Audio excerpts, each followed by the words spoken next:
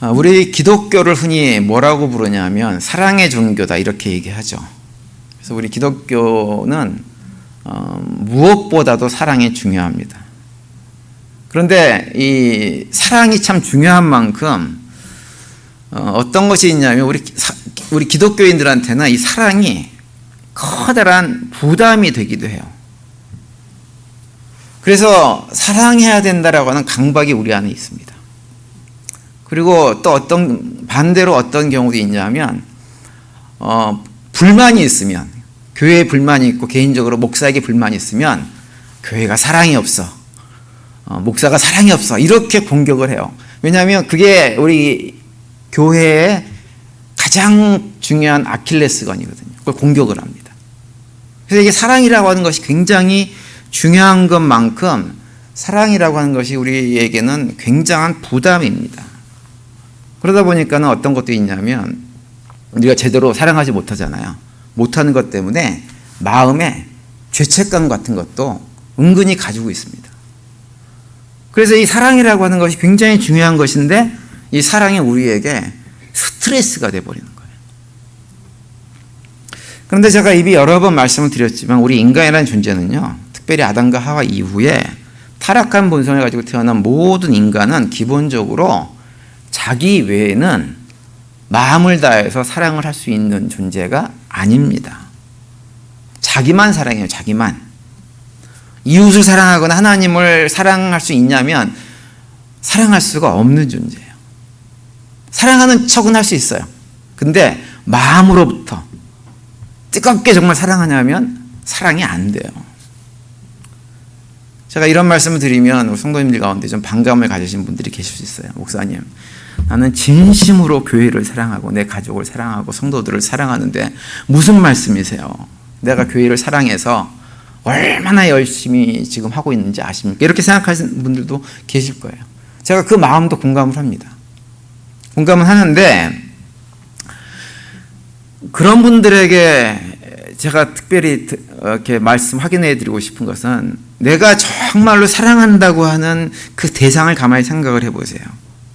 그 대상들은 다 무엇이 붙여 있냐면 앞쪽에 내라고 하는 단어가 항상 붙어 있습니다.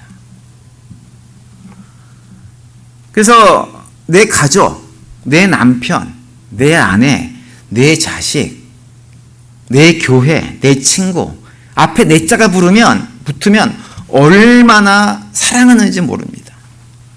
그러니까 우리 인간들은요, 기본적으로 자기 자신만 사랑하게 돼 있어요. 열심히 자기 자신을 사랑합니다. 그래서 사실은 내 남편, 내 아내, 내 자식, 내 교회, 내 나라, 내 민족 이렇게 사랑한다고 얘기하지만 사실은 그것이 상대방 누군가를 사랑하는 것이 아니라 다 누구 사랑하는 거예요? 자기 사랑이에요. 자기 사랑. 그래서 평소에는 이 사람이 내 사람이고 내 친구고 내 남편이고 내 아내고 그래서 막 사랑을 뜨겁게 하던 대상도요, 그 앞에 내 자가 사라져버리면 완전히 뒤바뀌어 버립니다. 그래서 남편들, 그렇죠? 특별히 남편들이 그래요. 남편이 이렇게 내 남편이라고 생각될 때는 얼마나 남편이 이쁜지 모릅니다. 하는 짓이. 근데 남편이 이름 그대로 내 편이 아니고 남의 편이 되는 순간 뭐가 돼요? 원수가 돼요. 원수를 떠나면서 왼수가 되어버립니다. 왼수가. 그렇게 되는 거예요. 내 편은 아니고 맨날 다른 사람, 주변 사람만 편만 드는 남편이 너무너무 꼴보기 싫고 싫어지는 것이 우리 마음이에요. 그래서 그러다 보니까 우리가 신앙생활을 하면서 성경에서는 사랑하라 사랑하라 맨날 사랑을 갖다 밥 먹듯이 얘기를 하고 사랑합시다라고 얘기는 하지만 내가 아닌 다른 누군가를 사랑하는 것이 결코 쉬운 일이 아닙니다. 그런데 성경을 읽을 때마다 다가오는 말씀의 내용은 뭐냐면 사랑하라고 하는 거예요. 사랑하라. 특별히 우리가 지난번에 봤던 마태복음 22장 말씀, 가장 큰 계명을 보면 하나님을 사랑하라고 말씀을 하세요. 하나님을 사랑하라고. 그러면서 어떤 얘기를 내용을 강해 보면 굉장히 이렇게 좀 부담스럽게 사랑을 요구합니다. 마태복음 22장 말씀을 다시 한번 보시면 37절과 38절을 다시 보시면 이렇게 되어 있죠. 예수께서 이르시되 내 마음을 다하고 목숨을 다하고 뜻을 다하여 주 너의 하나님을 사랑하라 하셨으니 이것이 크고 첫째 되는 계명, 이렇게 말씀을 하세요. 가장 중요한 율법, 으뜸가는 계명, 하나님을 사랑하라고 하는 거예요. 그런데 하나님을 사랑하라고 하면서 어떻게 사랑을 하라고 요구를 하시냐면 그냥 대충 사랑하라 이렇게 말씀하시는 것이 아니라 마음을 다하고 목숨을 다하고 뜻을 다해서 하나님을 사랑하라고 하는 거예요. 그냥 사랑하는 것도 안 되는 게 우리들인데 하나님께서 우리한테 그런 요구를 하고 계세요. 여러분, 이런 말씀을 들으면 아주 솔직하게 하나님께서 우리한테 그렇게 사랑하라고 하나님을 마음과 뜻과 목숨을 다해서 사랑하라고 하는데 이 요구를 들으면 어떤 느낌이 드세요? 솔직하게 말해서 좀 부담스럽고 힘들고 어렵다 이런 생각 안 드세요? 우리가 마태복음 22장에 나오는 그 말씀을 그냥 건성건성 읽으면 그냥 넘어갈 수 있습니다. 그런데 그 말씀을 읽다가 어느 날 마음속에 내가 정말 주님을 사랑해 봐야지, 주님의 뜻대로 살아봐야지 라고 생각을 하고 그 말씀을 딱 읽다 보면 걸립니다. 목에 가시처럼 걸려버려요. 저는 어렸을 때 이 말씀을 이렇게 읽으면서 두 가지 감정이 들었어요. 한 가지는 뭐냐 하면 좀 절망스러웠어요. 차라리 그냥 하나님께서 성경에 11조를 내라, 주일봉사 열심히 해라, 예배 빠지지 마라 이런 식으로 이렇게 말씀을 하시면 그냥 그건 열심히 하겠어요. 그건 누구보다도 열심히 할 수 있을 것 같아요. 그런데 마음과 뜻과 목숨을 다해서 사랑하라 그러면 이걸 도대체 어디서 어디까지 내가 하나님을 사랑해야 되는 거야? 라고 하는 생각이 들면서 하나님 사랑할 수 있겠나? 라고 하는 절망감이 제 마음속에 다가왔습니다. 그러면서 이제 그 생각을 하다가 화도 좀 났어요. 하나님 좀 너무하시네. 나한테서 내 마음하고 내 뜻하고 내 목숨을 빼버리면 나는 껍데기뿐이 남지 않은데 나의 모든 것을 그렇게 다 하나님은 이렇게 자기중심적으로 모든 것을 다 빼앗아 가지고 가시기를 원하시나 이런 마음이 들면서 좀 화가 났습니다. 그런 생각 안 해보셨어요? 저는 어렸을 때 그런 고민을 참 많이 했습니다. 왜 이렇게 하실까? 오늘은 제가 하나님께서 왜 우리한테 이렇게 좀 우리가 감당하기 힘든 무리한 요구를 하시는가라고 하는 것에 대해서 말씀을 좀 드리려고 합니다. 제가 하나님의 그 무리한 요구에 대해서 화가 나기도 하고 절망감도 느끼다가 그래도 계속 성경을 계속 읽고 묵상하고 찾아보고 계속해서 하다가 보니까 발견한 것이 있어요. 성경에서 하나님께서 우리한테 무엇을 하라고 요구를 하실 때 보면 두 가지 중에 한 가지더라고요. 하나는 뭐냐면 하나님 자신의 성품이 그러시기 때문에 우리한테 요구하는 경우가 있어요. 또 한 가지는 뭐냐면 성품만 그런 것이 아니라 하나님께서 직접 하셨기 때문에 우리한테도 그렇게 하라고 요구하시는 내용이었습니다.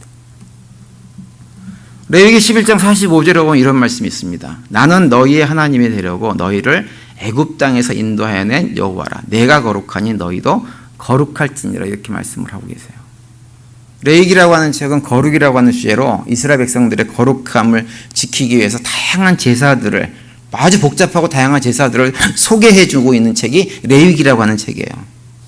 그런데 하나님께서 이스라엘 백성들에게 그렇게 다양하고 복잡한 제사 제도를 통해서 이스라엘 백성들에게 거룩하라고 요구하시는데 그 거룩함을 요구한 이유가 무엇이냐?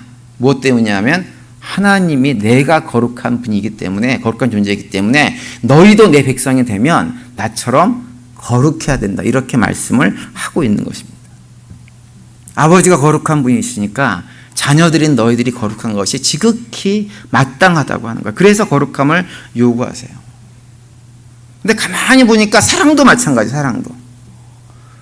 하나님께서 우리에게 너희들의 마음과 뜻과 생명을 다해서 모든 것을 다 바쳐서 하나님을 사랑하라고 요구하신 이유는 무엇이냐면 하나님 자신이 그런 사랑의 성품을 가지고 있는 분이고 하나님께서 우리에게 그렇게 하셨기 때문입니다.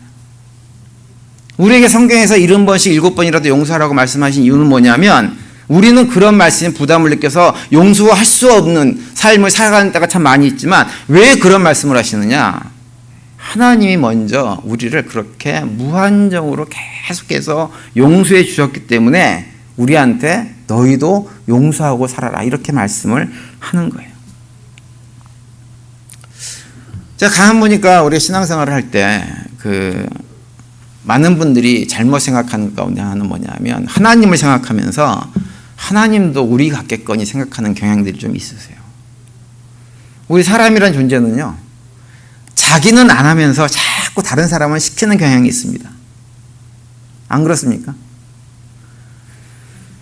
교회에 대해서 뭐 이제 이런저런 얘기들을 많이 하세요. 우리가 이것도 해야 되고 저것도 해야 되고 이런 의견들을 많이 내시는 경우가 있어요. 그런데 그 얘기를 다 듣다가 결론이 뭐냐면 그 어떤 일을 해야 되는 그 일에 자기는 쏙 빠지고 다른 사람들이 그렇게 해줬으면 좋겠다고 결론이 나는 경우가 대부분입니다. 심지어 우리 가정에서 자식들한테도 그러지 않으세요? 본인은 그렇게 하지도 않았으면서 그 나이 또래 때 하지 않은, 본인이 하지 않은 것을 자식한테는 너는 이렇게 살아라 저렇게 살아라 얼마나 잔소리를 많이 하는지 모릅니다. 본인도 그렇게 못 살아놓고 저도 마찬가지예요. 우리 인간이라는 존재가 그런 존재예요. 나는 안 하면서 다른 사람들은 했으면 좋겠는 거예요. 다. 근데 하나님은 우리랑 다르세요. 하나님은 하지 않고 우리한테 하라고 하시는 분이 아니라 하나님께서 우리한테 너희의 마음과 뜻과 생명을 다해서 사랑하라고 하시는 이유는 무엇이냐? 하나님께서 먼저 우리를 그렇게 온전하게 사랑하셨기 때문에 그렇게 요구를 하시는 거예요. 우리 사람이라고 하는 존재는 자식들에게 쏟는 사랑도요, 다릅니다. 자식이 한 3명만 되어지면 큰 자식한테 쏟는 사랑, 막내한테 쏟는 사랑, 중간에다 쏟는 사랑이 다릅니다. 다르지 않다고 얘기할 수 있는 분 계세요? 달라요. 뭐 내용이 다르든지 양이 다르든지 뭐가 달라요. 어떤 자식은 미운 자식도 있어요. 심지어는. 그런 분들도 계세요. 보면. 우리 사람이라는 존재가 그래요. 그러다 보니까 하나님도 그럴 거라고 생각하시는 분들이 더러 계세요. 그래서 하나님께서 우리들을 사랑할 때 정말로 마음과 뜻과 생명을 다해서 모든 것을 다 바쳐서 아무런 차별도 없이 사랑하신다는 생각을 그게 와닿질 않는 거예요. 여러분, 이 세상의 인구가 얼마쯤 되나요, 지금? 지구의 인구가 얼마나 돼요? 한 80억 되나요? 굉장히 많아졌어요. 그죠? 80억 이상 되는 것 같아요. 근데 인구가 80억이나 되니까 어떤 생각이 드냐면 하나님께서 나를 사랑하기는커녕 80억 인구 가운데 내가 존재하는 것을 하나님께서 아시기나 하나? 이런 생각도 드는 거예요. 그러다 보니까는 하나님이 어떤 사람에게는 더 사랑을 많이 하시고 또 어떤 사람의 기도는 더 많이 들어주시고 이럴 거라는 생각을 자꾸 합니다. 하나님이 좀 더 사랑할 것 같이 느껴지는 사람 중에 대표적인 사람이 누구냐면 목회자예요. 목회자. 성도님들이 보면 목회자는 하나님이 좀 더 사랑을 많이 한다고 생각하는 것 같아요. 그리고 이렇게 좀 기도도 잘 들어준다고 생각을 하는 것 같아요.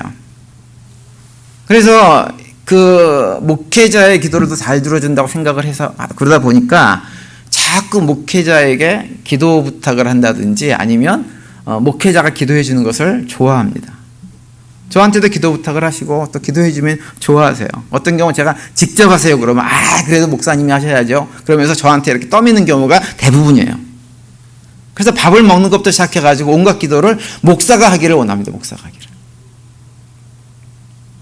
또 이 얘기를 오해하셔가지고 제가 기도 부탁하지 마라 또 이렇게 이 얘기를 들으시면 안 됩니다. 그 얘기는 아니에요. 기도 부탁은 뭐든지 하세요. 그럼 제가 중보기도하는 차원에서 열심히 성도들 위해서 기도해 드릴 거예요. 근데 어쨌든 그런 생각을 하세요.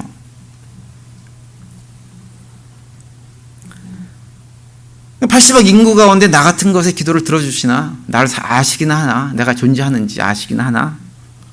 이런 생각을 하는 거예요. 그런데 이것은 하나님에 대한 오해입니다. 어떤 오해냐? 하나님이 마치 나 같겠거니 우리 같겠거니 이렇게 생각을 하고 있는 거예요. 하나님을 자꾸 우리 수준으로 깎아내리는 행위입니다. 하나님은 다르세요. 이사야 55장 8절과 9절에 보면 이런 말씀이 있습니다. 이는 내 생각이 너의 생각과 다르며 내 길은 너의 길과 다름이니라. 여호와의 말씀이니라. 이는 하늘이 땅보다 높음 같이 내 길은 너의 길보다 높으며 내 생각은 너의 생각보다 높음이니라. 이렇게 말씀을 하고 계세요. 이 말씀은 하나님께서 악인들에게 하나님께로 돌아오라고 말씀을 하시면서 하시는 얘기입니다. 아무리 큰 죄악을 저질러도 그래서 자신들 생각할 때는 결코 이 죄는 하나님께서 용서하지 않을 것 같은, 용서받을 수 없을 것 같은 그런 죄악을 저질렀다고 해도 하나님께 돌아오라고 하는 거예요. 왜냐하면 하나님의 긍휼하심, 하나님의 사랑은 너희들이 생각하는 것보다 훨씬 더 크기 때문에, 우리 생각으로는 결코 용서받을 수 없다는 생각이 들어도 하나님을 찾고 하나님께 돌아오라고 하는 거예요. 그 얘기를 하시면서 이사야 55장 8절과 9절에서 하시는 말씀이 내 생각은 너의 생각과 다르다. 완전히 다르다. 그러니 나를 생각할 때 너희 수준으로 생각하지 말라, 이 말씀을 하고 있는 거예요. 타락한 육신을 입고 살아가는 우리들은요, 우리 인간의 존재는 용서를 못합니다. 용서도 딱 정해져 있어요. 제가 어렸을 때는 그런 생각을 했어요. 내가 3번까지는 용서해준다, 봐준다, 이런 생각을 하고 살았어요. 그래서 3번째 잘못하면 가차없이 관계를 끊어버렸습니다. 어렸을 때. 근데 하나님도 그럴 거라고 생각하는 거예요. 내가 너무 죄를 많이 져가지고 하나님이 2번 다시 나를 안 쳐다보실 것 같다, 이런 생각을 하는 거예요. 그런데 하나님은 그런 분이 아니라고 하는 거예요. 우리가 생각하는 상상보다 훨씬 더 뛰어넘어서 그 사랑과 용서하심, 긍휼하심이 풍성하신 분이라고 하는 것을 이사야 55장이 말씀을 해주고 있는 분이세요. 우리가 잘 아는 대로 하나님은 어떤 분이시냐면 전능하신 분이세요. 그래서 하나님의 사랑도 전능한 사랑입니다. 다시 말하면 하나님의 사랑은 한계가 없는 무한대의 사랑이에요. 무한대의 사랑. 수학 잘하세요? 산수. 수학이 아니고 산수들 잘하세요? 여러분, 무한대라고 하는 숫자를 1로 나누면 답이 뭐예요? 무한대죠? 그죠? 무한대를 100으로 나누면 답이 뭐예요? 뭐가 됩니까? 그것도 역시 무한대가 되는 거예요. 무한대를 100만으로 나누면 답이 뭐예요? 100만으로 나누면 조금 잘라졌나? 아니에요. 그 역시 무한대예요. 무한대를 80억으로 나누면 뭐가 될까요? 그 역시 무한대예요. 이것이 뭘 의미하냐 하면 하나님의 사랑은 무한하시기 때문에 이 세상에 80억 인구가 있는지는 모르지만 하나님께서 여러분과 저를 사랑하실 때 어떻게 사랑하시느냐, 이 우주에 단 한 명, 나만 존재하는 것처럼 그렇게 사랑을 하신다고 하는 의미입니다. 그래서 우리를 그렇게 사랑하시기 때문에 하나님은 우리를 구원하기 위해서 자신의 모든 것을 다 던지시는 분이세요. 다. 그렇게 우리를 사랑하시는 분이세요. 그래서 요한복음 3장 16절에 이렇게 말씀을 하고 있죠. 하나님이 세상을 이처럼 사랑하사 독생자를 주셨으니 이는 그를 믿는 자마다 멸망치 않고 영생을 얻게 하려 하심이라, 이렇게 말씀을 하세요. 하나님이 우리를 사랑해서 독생자를 내어주셨어요. 그런데 하나님께서 독생자를 내어주셨다고 하는 것은 무엇이냐? 하나님 자신을 우리에게 내어주셨다고 하는 거예요. 완전히 하나님 자신을 우리에게 내어 던져버리신 것입니다. 왜 그렇게 하셨어요? 이유는 우리를 사랑하기 때문에. 온 우주에 마치 혼자 있는 것처럼 그렇게 나를 사랑하시기 때문에 우리를 구원하기 위해서, 우리 각 사람을 구원하기 위해서 무엇과도 바꿀 수 없는 독생자 예수 그리스도를 우리를 위해서 내어주셔버린 거예요. 기꺼이 내어주신 것입니다. 그것이 우리를 향한 하나님의 사랑이에요. 하나님은 우리를 그렇게 열정적으로 사랑하신 분이세요. 그리고 하나님은 우리와 하나님과 그 열정적인 사랑 안에 하나님도 우리를 완전히 사랑하고 우리도 하나님을 사랑하되 마음과 뜻과 생명을 다해서 사랑하는 그 사랑의 관계 안으로 들어가기를 원하시는 것입니다. 그 하나님의 사랑을 알고 있던 구약을 기록한 많은 선지자들이 그 하나님의 열정적인 사랑을 무엇이라고 표현을 해야 되나라고 고민을 하면서 찾다가 제일 비슷하게 찾은 단어가 하나 있어요. 그것이 뭔지 아세요? 질투하시는 하나님이라고 하는 표현이에요. 하나님은 질투하시는 하나님이세요. 우리를 사랑하실 때 마음과 뜻과 생명을 다 사랑하시기 때문에 그 누구도 그 사랑 안에 끼어드는 것을 원하지 않으세요. 그 어떤 우상도 그 안에 들어오는 것을 원하지 않아요. 우리가 어떤 데 마음을 빼앗겨가지고 방황하는 걸 원하지 않으세요. 하나님만 바라보기를 원하세요. 하나님 우리 그렇게 사랑하셨기 때문에 우리도 그렇게 사랑하기를 원하세요. 그래서 오늘 본문에 보면 15절부터 우상 숭배에 대해서 반복해서 계속 얘기를 하세요. 우상 숭배하지 말라고 하는 거예요. 다른 말로 얘기하면 이 세상에 속한 그 어떤 것도 마음에 두고 살지 말라고 하는 거예요. 다시 말하면 그 어떤 것도 사랑하지 말라고 하는 거예요. 오직 하나님만 사랑하라고 말씀하세요. 그래서 그러면서 23절과 24절에 보면 이렇게 말씀하죠. 너희는 스스로 삼가 너희의 하나님 여호와께서 너희와 세우신 언약을 잊지 말고 내 하나님 여호와께서 금하신 어떤 형상의 우상도 조각하지 말라. 내 하나님 여호와는 소멸하는 불이시요 질투하시는 하나님이시니라. 이렇게 말씀하세요. 불같은 사랑을 하시는 분이세요. 뜨거운 사랑을. 그 사랑 안에 우리를 하나님께서 품기를 원하세요. 그래서 하나님께서 우리에게 마음과 뜻과 생명을 다해서 사랑하라고 하신 이유는 다른 데 있지 않아요. 하나님께서 우리를 그렇게 사랑하셨다고 하는 것을 얘기하고 있는 거예요. 그러니 너희들도 나를 그렇게 사랑하면서 우리 사랑 안에서 함께 하자라고 우리에게 말씀을 해주고 있는 것입니다. 그리고 우리가 그 하나님만 사랑하고 살아갈 때 우리에게 어떤 유익이 있냐면 우리의 삶을 헛되게 살지 않게 되어집니다. 여러분, 이 땅에서 하나님을 제외하고 우리가 사랑하는 모든 것들은 다 어떤 것이냐면 유한한 거예요. 안개와 같은 것이고 신기루 같은 것들입니다. 아무리 많이 쌓아놓아도 아무리 높게 올라가도 그것은 일시적인 한계가 있는 거예요. 그래서 결국은 그런 것들에 대한 결국 무엇을 경험하냐면 헛되다고 하는 것을 경험할 수밖에 없습니다. 그래서 우리가 그런 것들을 사랑하고 살게 되어지면 우리의 삶이 복된 삶이 아니라 헛된 삶으로 떨어져 버리기 때문에 하나님께서 우리한테 그런 것들을 사랑하지 말라고 하는 거예요. 헛된 것에 마음 쓰지 말고 오직 영원하신 하나님, 모든 것의 삭자가 되시는 하나님만을 마음과 뜻과 생명을 다해서 사랑하라고 말씀하시면서 그렇게 사랑할 때 너희들의 인생이 복되어진다, 이렇게 말씀을 해주고 있는 것입니다. 저는 우리에게 모든 성도님들이 하나님을 사랑하되 정말 주님께서 말씀하신 대로 마음과 뜻과 생명을 다해서 사랑하는 삶을 살 수 있게 되기를 간절히 바랍니다. 그러면서 그 놀라운 뜨거운 사랑을 받는 자녀답게 당당하게 삶을 매일매일 살아갈 수 있게 되기를 간절히 바랍니다.